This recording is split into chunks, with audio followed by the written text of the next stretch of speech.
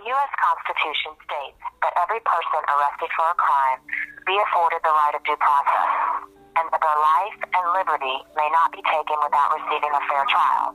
Oftentimes, prosecutors put their own agendas and careers ahead of justice. As a result, many people, some innocent, either pay the price with their life or must endure sentences that take away decades of their lives.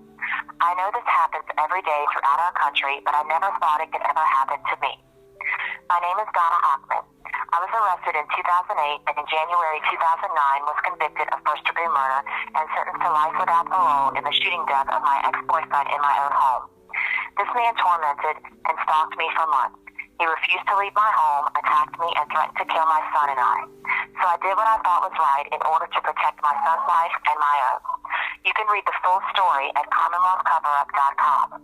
I'm using this platform to educate people that wrongful convictions happen too frequently, and it's our responsibility as citizens to take a stand and ensure that those who seek justice, especially elected officials, do not abuse their positions to win at all costs.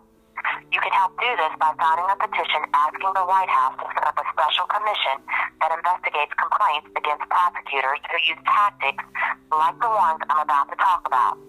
This is available online at CommonwealthCoverup.com and at the end of this video. In my case, the prosecutor deliberately withheld numerous key pieces of evidence from my court-appointed public defender. Evidence was altered, fabricated, and never tested when made part of my case file and presented to my jury. Several witnesses, including what are called jailhouse snitches, were coerced to corroborate testimony at trial, committing perjury in order to receive reduced sentences. All of these tactics used to convict me are the same used by other prosecutors that send people to their deaths. These are clear and convincing violations of due process. I have written letter after letter to the Virginia State Bar to look into my allegations against this prosecutor and backed up my claims with documents only to be told my allegations had no merit. The one thing that may have prevented my wrongful conviction would have been if I had been able to afford to hire an attorney that would have taken the time to review my case file more closely and found the numerous red flags pointing out obvious violations.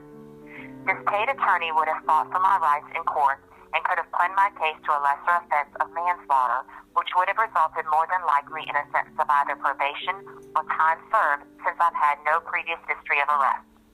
With this, I'm trying to raise money to hire an experienced post-conviction attorney to take my case back to court and expose the violations that prevented me from receiving the fair trial that I so rightfully deserved the first time.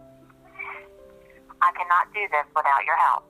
A PayPal account has been set up by family and friends to accept donations that will be used to hire the attorney needed to help overturn my conviction. Please review the evidence that would have made a difference had it been used at my first trial, and please donate to my cause. A second chance to life and liberty through my due process rights.